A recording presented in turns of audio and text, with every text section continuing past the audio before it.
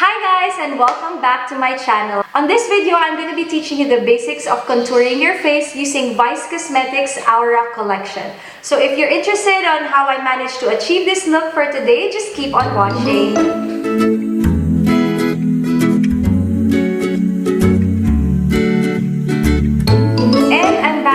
Bare face na tayo. Well, technically, not really bare face. Nakapag-foundation na ako and a little bit of concealer. And we're gonna start contouring. Before tayo mag-proceed dun sa Vice Cosmetics, gagawin ko muna yung usual na ginagawa ko pag nagko-contour ako, wherein I use cream stick para ma-define yung ating lines.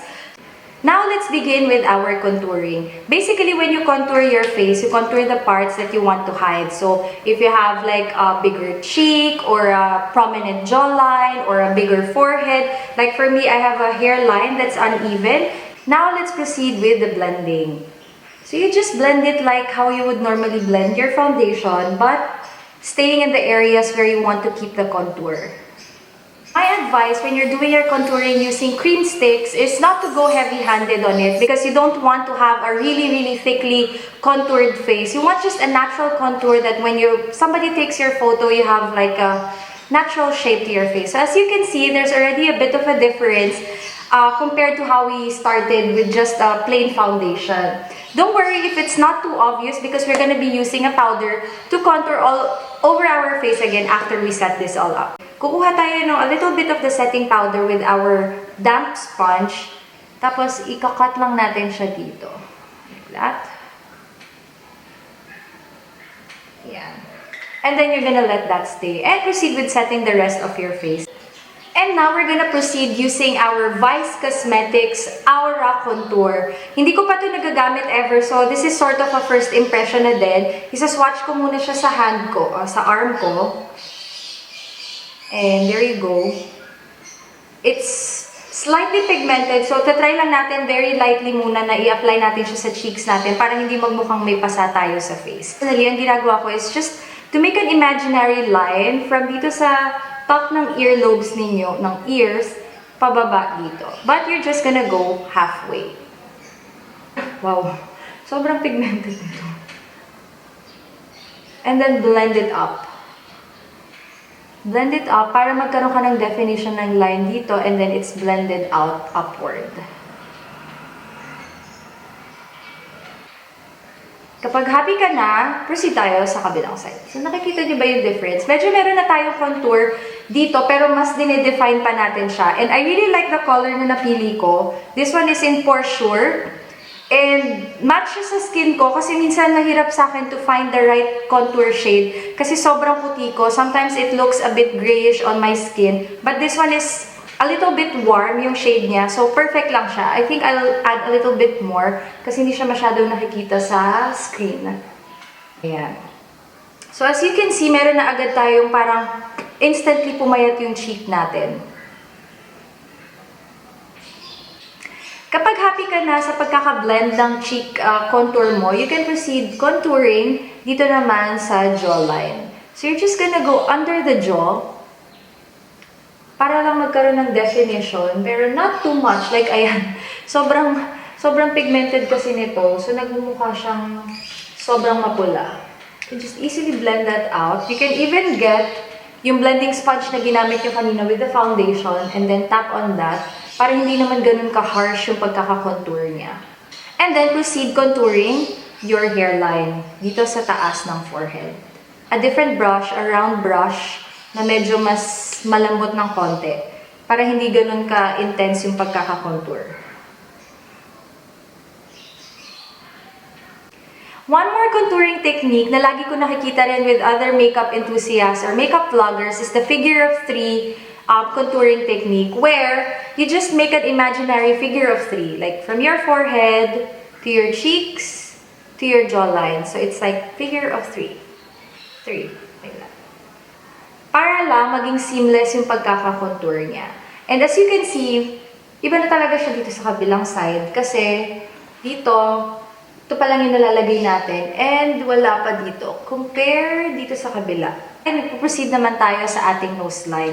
So same concept then, we're still gonna use the same POrshur contour palette. Pero gagamit tayo ng thinner brush. So, na nakalimutan ko nakalimutan ko magkilay. But anyway, my kilay is already done.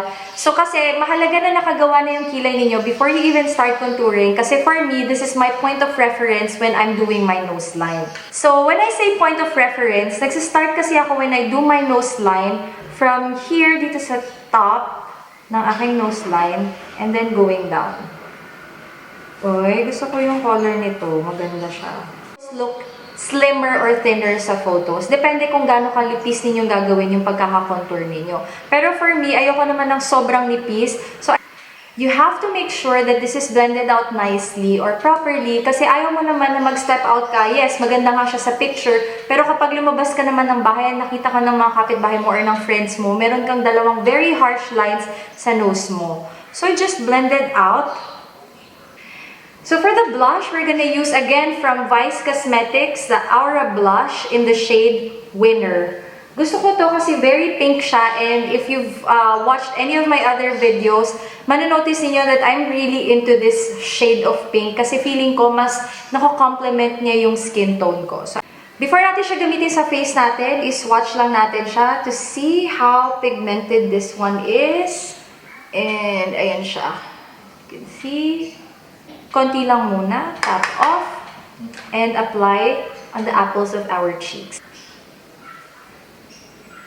But you just have to blend it out nicely kasi very pigmented siya.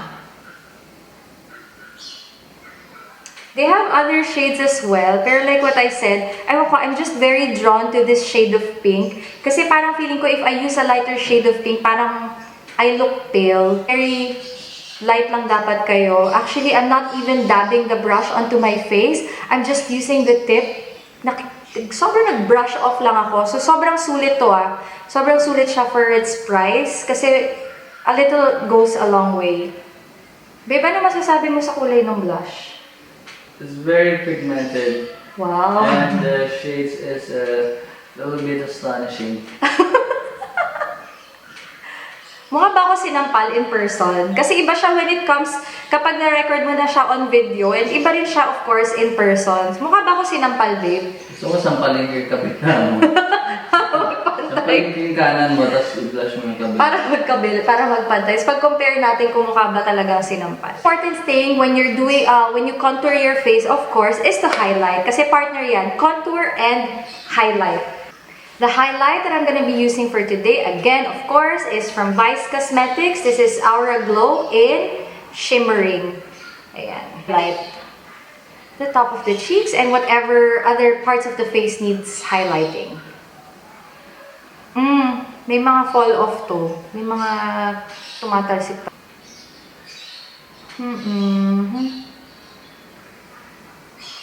Okay lang. Nakita nyo ba? Maganda siya. It's very reflective. Talagang, boy, I like it. Of course, dahil nag-contour tayo ng ating nose, we're gonna highlight the bridge of the nose as well. Or you can use your finger. Blend that out. Of course, the Cupid's bow. Para kapag nag-lipstick tayo, mas mukhang pouty yung lips. Don't forget your forehead. And voila! Tapos na tayo ng contour, blush, and highlight. So as you can see, meron ng definition yung face. It doesn't look pale. It doesn't look like flat yung surface ng face natin. Finish up the whole look, and I'm gonna give you my final review sa Vice Cosmetics. And there you go! Tapos na ang ating full look for today. Contoured and highlighted. By the way, for my eyeshadow, since hindi ako nakapagdala ng kahit na ano ngayon, ang ginamit ko na rin is the contouring palette, POrshur, and nagustuhan ko siya. Feeling ko gagamitin ko na rin siya for eyeshadow, and for the highlight, of course, ginamit natin is this one, Shimmering dito sa loob ng ating mata. So, for the final verdict, am I happy with this Vice Cosmetic Aura collection? With the look na ginawa ko today, sobrang na-happy ako. Number one, super mura. 135 pesos. And ganito yung color payoff niya. It is pigmented and wala siyang masyadong fall off. So, hindi nasasayang yung product mo na napupunta lang sa brush. Pag in-swatch ko siya and I use it on my face with the brush, it's the same color. This one expires within, 24 months from opening. So, 2 years ang lifespan niya. So, kung like kang gagamit ng blush, contour, and highlight, sulit na sulit ito. So, I would highly suggest. For me, will I buy it again? Pag naubos ko siya, of course, yes. And looking forward to trying the other colors as well. Yung mga light pinks nila and yung other highlights nila. So, those are my 2 cents about this Vice Aura collection. I hope natutunan kayo about contouring. This was requested by one of my husband's colleagues. Na-request siya for me to make a video on how I do contouring. Hi, Miss Kiss. Kay Miss Kiss. Also, this video is for Miss Kiss. So, I hope ito nakatulong sa inyo. This is very basic, very easy, very subtle. This is not like Kim Kardashian level contouring. Pero in person, it's gonna give you that amped up look when you're going out. And that concludes our video tutorial for the day. I hope you managed to learn a thing or two in this video. Of course, if you like the video, don't forget to comment, like, subscribe, and hit the bell button so that you'll get updated on more videos that I'm going to be making in the future. This has been Days with Kath. I'll see you next time. Bye!